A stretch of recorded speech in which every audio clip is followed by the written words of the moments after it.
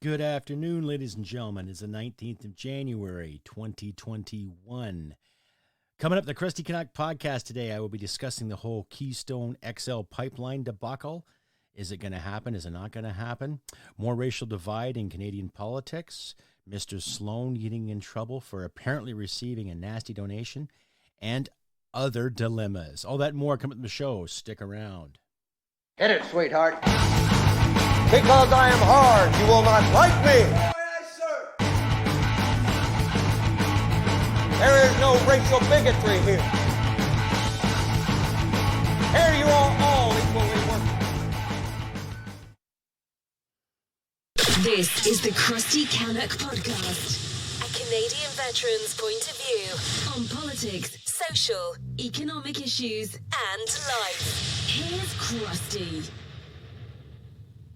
Yes, good afternoon, ladies and gentlemen. I'm your host, Crusty Canuck, on this beautiful 19th January 2021. As mentioned earlier, more racial BS, more Keystone Pipeline XL BS, more political BS. Well, it's all BS nonetheless. And I'd just like to say a special thank you out there to Adam Daniel Mazet for hosting another great panel this past Sunday. Ladies and gentlemen, please look at the Hidden Gem podcast. Check out Frank P. Vaughan, Veteran Veritas, Fred Stockman, Gabriel Scheer, and all those work. I'll leave links in the description there for you to follow. Just a very, very down-to-earth, inquisitive panel on life as we see it in this country. And just for those sensitive listeners out there, this podcast is not meant for children. I do swear a lot, drop the F-bomb, this bomb, that bomb.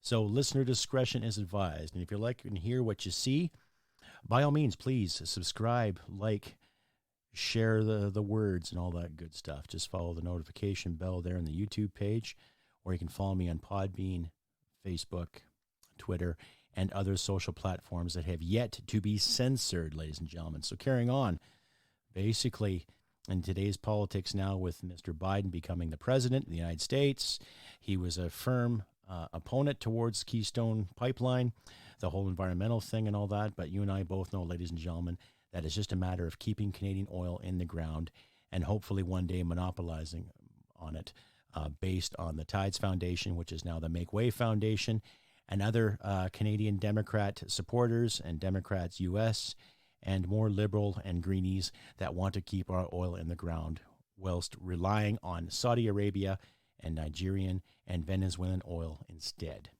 So I'll leave links in the description and all that good stuff for you ladies to follow. Ladies and gentlemen to follow. Sorry, I'm trying to do two things at once here while recording this podcast. So the train of thought is drifting back and forth. But really, when you think about it, what is the big deal with Canadian oil? Honestly, you know, we had all the Jane Fondas and all the Leonardo DiCaprios and all the Harrison Fords weigh in saying, oh, it's filthy and disgusting. Oh, my God, how dare we use the tar sands and all this stuff. And yet, have you ever seen the outside of Los Angeles? I'll leave a video there, too, in regards to what the BBC did a few years back into their oil fields outside of greater Los Angeles. And I ask you, my listeners alike, to compare the differences. Now, I know for a fact, and this is based on information that was given to me by actual oil patch workers, people in the administrative side of it and the down-to-earth fucking labor side of it, and the environmental restrictions in this country, in Canada, are probably the highest in the world when it comes to keeping things clean, preserving, monitoring wildlife, water tables, all that good stuff, when Canada produces its fossil fuels. Better than China's, better than parts of Russia, better than other nations that are developing. Hell of a lot better than Saudi Arabia's, because we don't have human rights violations here when it comes to producing our product. So that's something to think about, ladies and gentlemen, right? What gets me, I've had people debate me numerous times about oil and how filthy it is out here in Alberta. Oh, yes, yes. Alberta is such a filthy, disgusting province. Oh, yes, of course.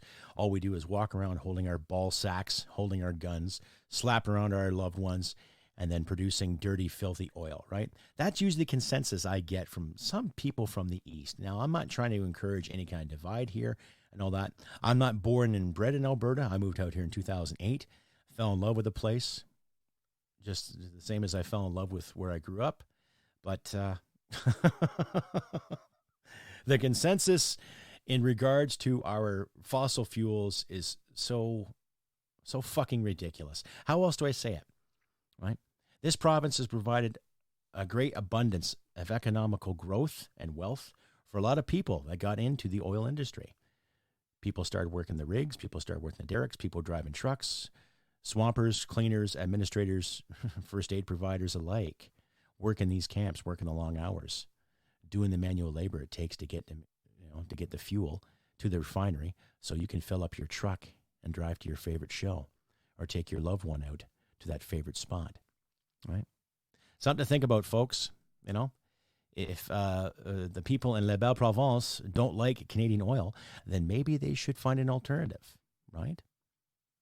I'm not dissing every Quebecer, but I'll diss the Quebecers that are disgusted with Canadian resources and yet at the same time enjoy $13 billion of equalization payments. I'm disgusted in people that think Canadian oil is such a terrible, terrible thing, and yet when they wear their Birkenstocks and use their cell phones and every other item that is plastic-based in their household and daily lives. Yeah, something to think about.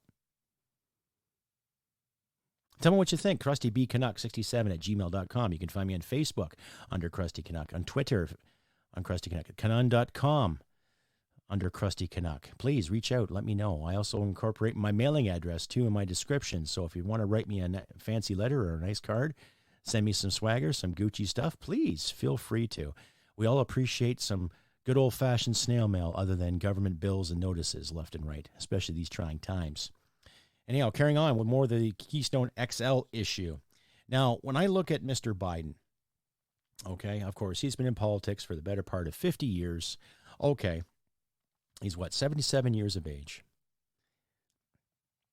And I remember watching the debate with him and Donald Trump. The second one, the second one was a lot better because it was a little more couth, a little more professionalism, what have you.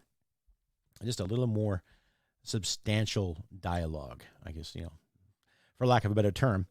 And, I thought it went well. But then again, when Mr. Biden said, Antifa is just an idea, come on, man. And yet you can type in Antifa.com, small case, and it'll take you right to the Democratic Party. Graham Allen in the United States proved that. He did it on one of his shows there. And I did it for shits and giggles, too. So if you type in Antifa.com, it'll give you a link right to the Democratic Party. So much for that idea, Mr. Biden, right? And then what gets me, too, is that the Democratic president stood on issues and morals when it comes to inclusivity and let's not hate people, let's not do this. And yet the Democrats have always been advocates against Canadian oil. Always have been. From the 80s to the 90s to the early 2000s to even now. They've been dead against it because, it's so filthy. What it is they don't like the competition. That simple. Okay? I'm not disenfranchising the American entrepreneur spirit, but I will disenfranchise people that want to destroy other entrepreneur spirits. Okay? When I look at Canadian oil, I look at opportunity. I look at some of our resources that need to get to market, period. Not via railhead that Miss Rachel Notley so graciously promoted in the name of saving the environment, but actual pipelines that are supposed to work. Now, there's a pipeline sitting here in Alberta right now that has yet to be built. Yes, there's bits and pieces being built as we speak because the federal government spent pretty well close to $5 billion fucking dollars to procure it when we had the opportunity to get it built many moons ago. Now, we can sit and point fingers at Stephen Harper, point fingers at Justin Trudeau. Needless to say, all they did was sit around, blah, blah, blah, talk, and did fuck all about it. Now we have an opportunity to do something about it. So if anybody out there who knows Mr. Kenny, right, or if Mr. Kenny, you're listening to the show, please tell us more. Do more. Put some more fucking drive into that step there, sir. Okay? And let us remind these leaders, premiers, and representatives and constituents that these guys work for us, the Canadian taxpayer. And yes, even though I'm not gainfully employed at the moment, I still pay my share of taxes every time I see my pension check. Okay? And I get a pension because I dedicated my life to my country. And I'm willing to do it again. So keep that in mind, ladies and gentlemen. Okay? Because every time I see my pension check, there's about $600 or $700 gone in the name of taxes, in the name of progress, right? And you like to think those taxes are going to good things that keep us afloat, i.e. like our healthcare system, i.e. like government offices that are supposed to help people in a time of crisis, okay? So when it comes to the Keystone XL pipeline, let's get the ball going and let's get people back to work again, okay? Regardless of what interest or regardless of how people feel about it. Because if you sit there and say you're against Alberta oil, you're against this, you're against that, oh, we don't like oil, we don't need fossil fuels, then please enlighten us, ladies and gentlemen. Where are the alternatives? Okay? We keep hearing this thing about green technology, green this, green that. We're going to invest in green technology. Great. So where the fuck is this goddamn technology? Where is it? What proposition have you laid on the table? What schematic have you presented to the Canadian people right now when it comes to green technology? Are you going to increase more wind turbines? Huh? Are you going to put more wind turbines up? Huh? Are you going to encourage people to use their own biodiesel? You're going to give us incentive to create our own biodiesel machines, to create it for our vehicles, conversion kits, all that stuff? Are you going to encourage us to use more propane? What incentive is on the table? We keep hearing green technology, and yet where's the schematics? Where's the plans? No, we're just going to give you 2 carbon taxes and another provincial tax if need be, right? And the rest of Canada can justify this too. Look at the fucking HST they have in Ontario, right? 5% GST plus 13% provincial taxes. So 18%. Wow, that's fucking great. And yet there's still debts going around? What the fuck is that? You buy a pack of smokes, $10 of those, of every pack of cigarettes that is sold in this country is tax, right? Not to mention liquor and other so-called sin taxes, right? So who are you to tell me that we have to follow this green technology idea when you tax the living shit out of every working class Canadian here? And then turn around and put more restrictions, right? Oh, but we can't have Canadian oil. That's bad. That's filthy. Yeah, okay. Yeah, double standards. Anyway, moving on. Enough of my rant about the Keystone XL pipeline, because we need the oil, ladies and gentlemen, regardless of how you look at it. Right? So to all those granola, fun-loving fucking SJWs who despise fossil fuels, then fine. I highly suggest you start heating your homes with wood. I highly suggest that you start wearing more sweaters, put some more socks in your feet, or wear slippers, right? Because it doesn't matter it doesn't matter where you are anywhere in Canada. In the wintertime, it sucks. Doesn't matter if you're in downtown Toronto, or in North Bay, right, or Moosonee, or in Vancouver, or Northern Alberta, or Nunavut, or St. John's, Newfoundland, or St. John, New Brunswick, or Miramichi, New Brunswick, or in Cape Breton, or Nova Scotia, or PEI. Weather can fucking suck in the Canadian winter, and you need heat. So my suggestion to all these people that are anti-oil, please present the tenders, present the ideas that you have for green technology. Now, we can grow hemp that can do wonderful things, that can provide fuel. I think there's some kind of formula we can take canola oil and turn it into a viable fuel source without hurting people's feelings, right? Geothermal. What kind of specifications have gone into geothermal understanding? Where you have a natural energy source that's coming from the core of the earth that we can all tap into and live comfortably. So the theory would say. Huh? Anyway, tell me what you think. CrustyBCanuck67@gmail.com. You can find me on Twitter, Facebook, and other social media platforms that have yet to be censored. Please let me know. You can reach me through Podbean, YouTube, all that good stuff as well. Send me a note, send me a letter, send me an email. Tell me how you feel. I encourage open dialogue in this show, always. I always encourage the open dialogue. But if you write me an email and you want to insult me and you want to challenge me and throw insults about privilege and stuff like that, I'm not going to listen to you. I grew up in a blue-collar family. My privileges consist of how much labor I gave. That's where my privileges came from, ladies and gentlemen. What say you? Anyway, carrying on, there was an article in the National Post there on the 18th in regards to a certain grant that was given to black entrepreneurs in light of what happened to Mr. Floyd back in May. I did an episode on that there back in September, so you can reference that too if you like. Just check my YouTube and Podbean pages for that. But here's an article that came from Jamil Javani, and it states, Blackness Test for Ottawa grants a throwback to colonialism. For a government so politically incorrect, its borders on comedy, the Trudeau Liberals find themselves in yet another controversy concerning race. This time, the Support for Black Canadian Communities initiative is at the center of the drama. Federal officials sent an email last week rejecting hundreds of organizations that applied for funding. Their email informed some black community leaders that their organizations are not, quote-unquote, black enough to qualify.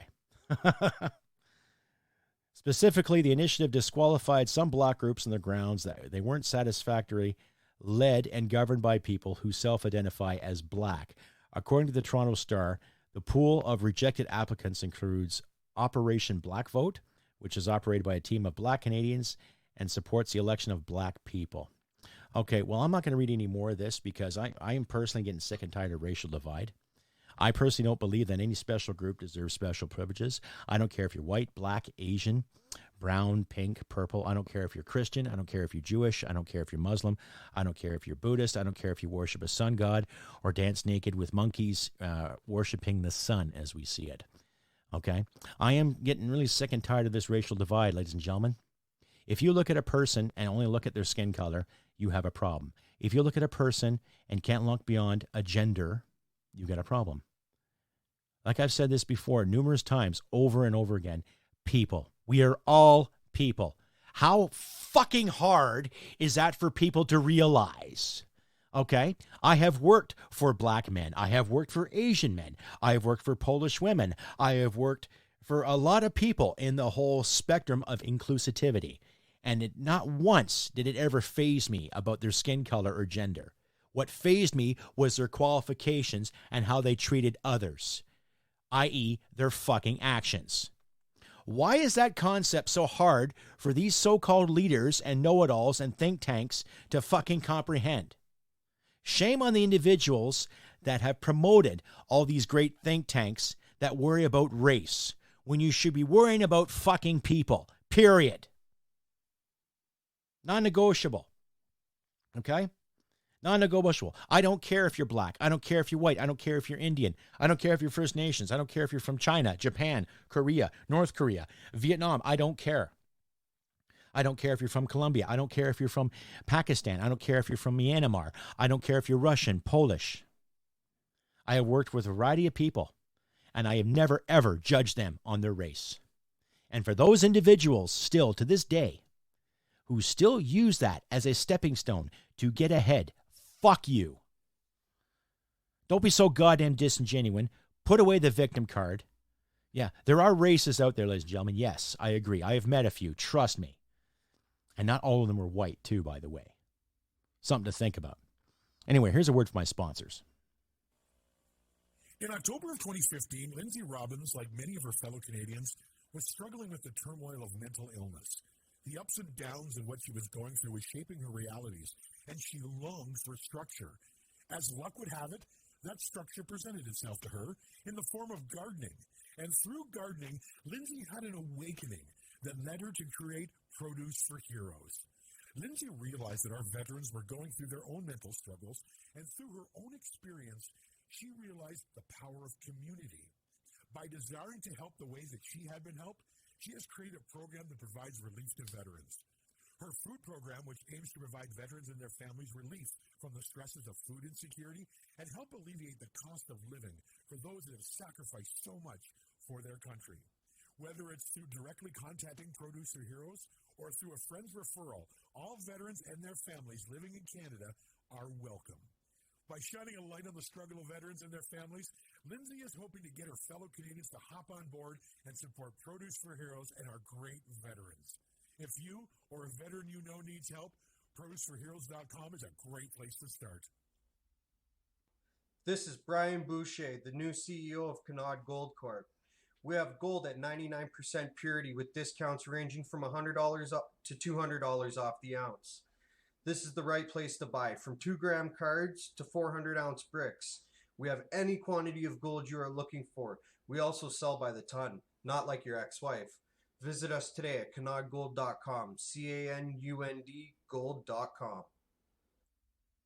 And that's right, ladies and gentlemen. You can reach Scott and Brian at canudgold.com and Lindsay at Produce for Heroes. Just follow the sponsorship link in the description. So carrying on, back to the whole racial divide and more Keystone bullshit. Yes, like I said, I'm not going to read the rest of that article. I'll leave the links in my description. You can read and decide for yourself. But I'm a very, very staunch believer in believing in people, regardless of their background, because I was raised that way. And it's safe to assume that a lot of Canadians in my circle and people I have met throughout my military career and up until recently, right? In fact, up until this moment, I haven't met too many quote-unquote white Canadians that are willing to oppress people based on color or gender.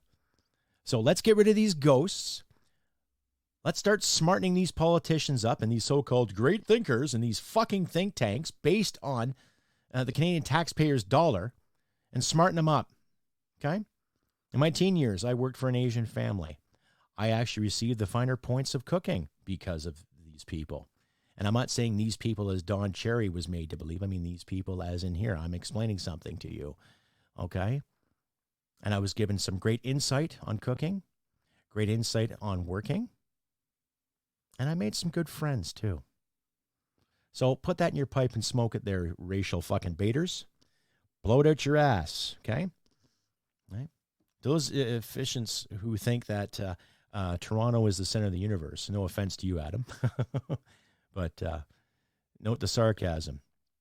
People forget that every city needs the country to work, and every city has to appreciate the country who brings the work to the city. Right? It's basic marketing, ladies and gentlemen. So keep that in mind. So if you think that your little town of 15,000 to 20,000 people is more sufficient than people that live in the rural areas that house anywhere from 20,000 to 40,000 or more people, guess again, we all need each other. So put away the race cards, put away the victim cards, and let's start looking to make Canada what it really is, a great fucking country. That simple. All right? Really. Now, moving on to Derrick Sloan, yes, a conservative MP that was running for the leadership back in August of last year. I guess in recent news, it was found out that there was some kind of white supremacist or white nationalist that gave him a donation of $131 to his campaign. Ooh, big spender. Wow. Anyhow, what gets me about the whole issue is that Navdeep Bains had to step down from his position in the Liberal cabinet because of some wheelings and dealings that he made. And yet you don't see the media tearing him apart and tearing a strip out of him for some of his gambling issues and some of his insider deals that he made on behalf of the Liberal Party and some of his friends and his family and his neighborhood. And yet here's a guy who was very vocal like Derrick Sloan. Now, I'm not saying I agree with everything he has said or everything he stood for, but there seems to be a great big humongous fucking witch hunt on conservatives alike in Canada, regardless of how you veer the Conservative Party or how you veer the Liberals, the NDP, the Greenies alike, okay? Now, I personally don't care what happens with your donations. I don't, okay? And regardless if the clown that gave $131 is a known racist or not, now I have to research it even further, but I'm doing this off the cuff here. I'd like to dissect every other donation that comes to every other party for that sake. If you're going to sit there and chastise Mr. Sloan, who is a family man, and he is actually married to a minority, by the way. I think his wife's name's Jennifer. I'm not exactly sure of the background, but that's irrelevant. Like I said, it doesn't really matter. To categorize him into that category, just for the sake of holding up political virtues, is totally disingenuous. So shame on the Conservatives for that. Okay. And Mr. O'Toole, I remember my wife and I actually sitting there watching the election for you, getting into power as you see it. And believe it or not, my wife was very, very supportive of you. And in a way, I was supportive too, because it was nice to see a veteran stand up and take initiative and take charge. Regardless if you served 8 years or 9 years or 10 years, or in some cases, such as myself, as 20 years. Okay, it was nice to see that. But the way you're reacting to this individual is pretty fucking shitty, sir. You know, regardless if he ran against you or not in the leadership, he's still a member of your party, a member of your caucus, who has a background, who has a notoriety of standing up and doing what's right, doing the right thing, and standing on guard for thee. And you're more than willing to throw him under the fucking bus because of a story or because somebody leaked a fucking story, right? To make him look like a fucking moron and try to make you look like a fucking hero. Okay, if you want to be a fucking hero, here's a suggestion. Let's investigate every party's contributions, okay? Now, bear with me, okay? If you're going to sit there and produce the fact that there was some kind of racist guy who actually gave $131 to his cause, then let's look at every other candidate and every other party. Who donates to who donates to what, based on what ideology, what background, and all that. Because if you're going to dissect one individual for having that happen, and really, how does anyone know where the money comes from, to be honest with you? If someone uses a false name or if someone uses a false identity and you receive $100 for a campaign or $1,000 for a campaign or 5,000 or 10,000, it all depends whose balls you fucking tickle, right? Then you might as well do that for every other party too. Every other contributor who gives to the Green Party or the NDP or the Liberals, Conservatives, every party in the country. I wonder how much money has gone into Bloc le Québécois in regards to their election. How much money has gone to every other Liberal candidate, especially in the GTA, right? Where do some of their contributions come from? We all know that the fucking Democrats love Justin Trudeau, right? We all know it because of the Tides and the Make-Way Foundations and other environmental fucking stagnant groups that claim they're trying to save the fucking planet when really they just want to capitalize on people's tax dollars to tell them how to live and to buy green, right? Oh, we can run cars on electricity, yet you fail to realize what generates that electricity. A lot of fossil fuels that make these generators. But no, you don't want to do that. You want to capitalize on the market. So Mr. O'Toole and everyone else there who sat there and joined the fucking witch hunt for Mr. Sloane, shame. Fucking shame, period. Now, the affiliations I've had with the conservatives is I have some conservative values. I also have some liberal values, classical liberal values, i.e. live and let live, okay? As much as I fucking loathe racist bigots out there, as much as I loathe real diehard fucking sexist and misandrics alike, okay, there are women out there that loathe fucking men for their existence, okay?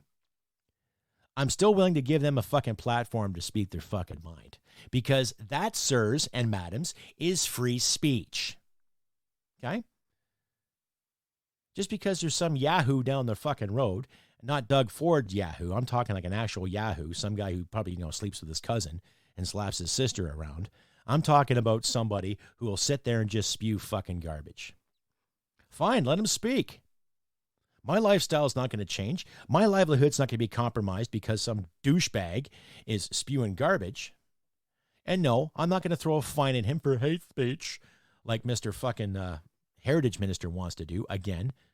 And there's more regulatory bullshit trying to come down the fucking pipe because of this shithead. Right? Needless to say, we got to do better than that, ladies and gentlemen. And all you politicians out there have to set a better fucking example in finding this shit out, rather than just having an insider fucking promote this and promote that, leak this story, leak that story here, right? A little more investigation and a little more due fucking process, I think, is in order. Huh? What say you? CrustyBCanuck67@gmail.com. You can find me on Facebook, Twitter, and other social platforms that have yet to be censored. Please send me an email, send me a comment, and do not forget to click like and subscribe and share this content worldwide if you can. And a special hello out there to my new Australian listeners. Thank you very much. I was going over some of my schematics there the other day, and I'm finding there's about 1,000 people in Australia that actually downloaded my work and listened to it. Thank you. And to my brothers and sisters in Britain, the same thing. There was about 1,000 plus out there that actually said, "Oh wow, I like what you're doing." Oh, thank you.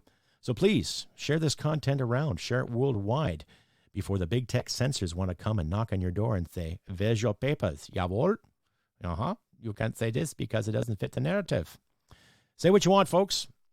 Freedom of speech in every democracy works. Why? Because it does work. Okay. Anyway, more of this XL stuff again. The more I think about it, the more it angers me. No, it shouldn't really anger me, but it does.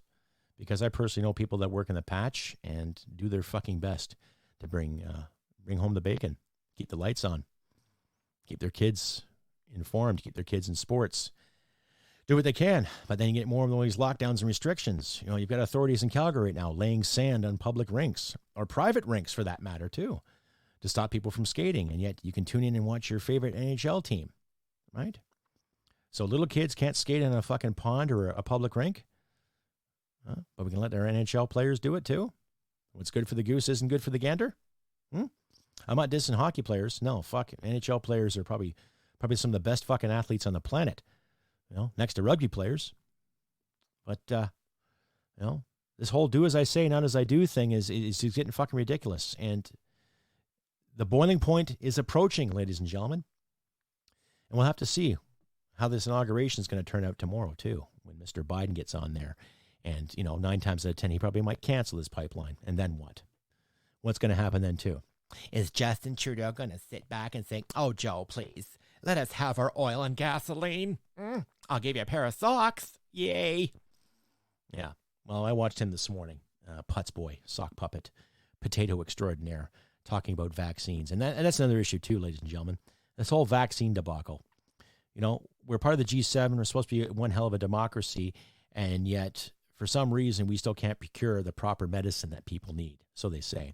Now, I'm not a believer in this vaccine because it has been tested properly, has been looked after properly. There's cases of people in the States and in Canada that have taken their token shot and have had complications, i.e. passing out, you know, fainting, puking, getting the shakes, what have you. As far as I know, vaccines should be helping you. But, you know, the people are sitting on the fence with the science, too. Which is the right answer? Which is the bad answer? Which is the good answer? And yet we can't procure so many vaccines. So what's the problem with our procurement board? That's what happens, again, when you have unqualified people calling the shots, when you hire people based on identity rather than actual quality. What qualifications they have to sit there and procure vaccine upon mass? What qualifications they have to procure anything en masse when they keep making up fucking excuses and yet still take a $180,000 paycheck home every fucking year? Something to think about, folks.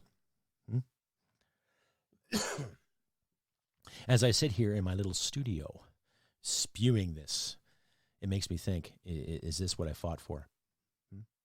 Is this what my brothers and sisters fought for? Those individuals that I witnessed being buried back in 2006 and 7 and 2008. Is that what they fought for?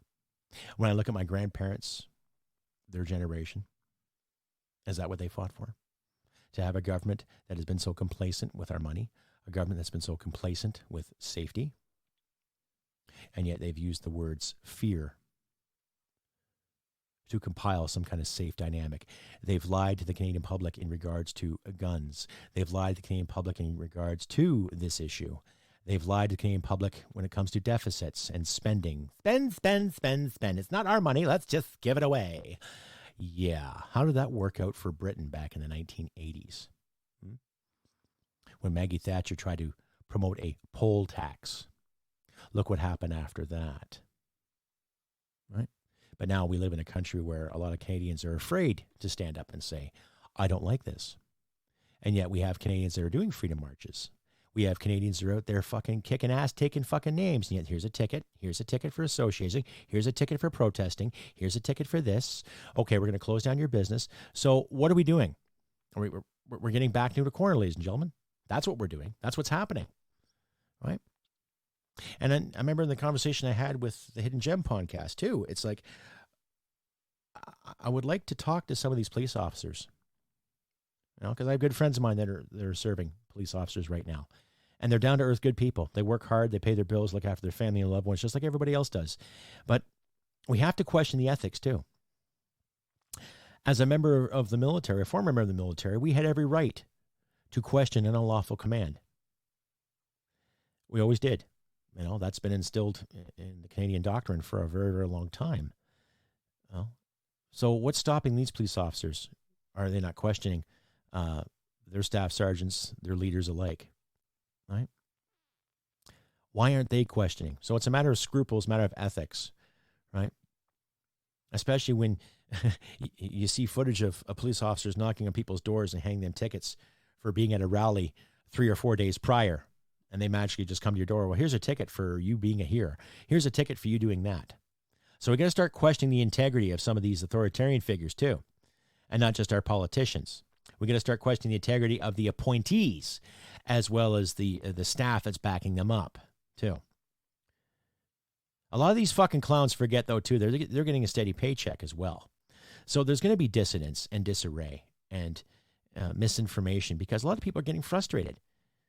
And I'm surprised not enough of these authority figures are actually understanding that. Depression's on the rise, suicide's on the rise, opioid use is on the rise. And you'd sit there and worry about fucking 20,000 doses of a vaccine that hasn't been proven to be effective just yet. So we got to get our priorities back in check, ladies and gentlemen. We got to start looking at these leaders and start realizing that if they do have an election, regardless of whatever the fucking nanos poll or this poll, whatever this model says or this model says, we got to start being genuine, finding the fucking truth and demand the truth, period. Start demanding it. I never tolerated my soldiers lying to me, and I had my leaders always fucking tell me, don't you lie to us, don't you lie to me. We never did. So why are they allowed to? Again, tell me what you think. CrustyBCanuck67@gmail.com. Or you can find me on Twitter, Facebook, and whatever other social platform that is deemed safe.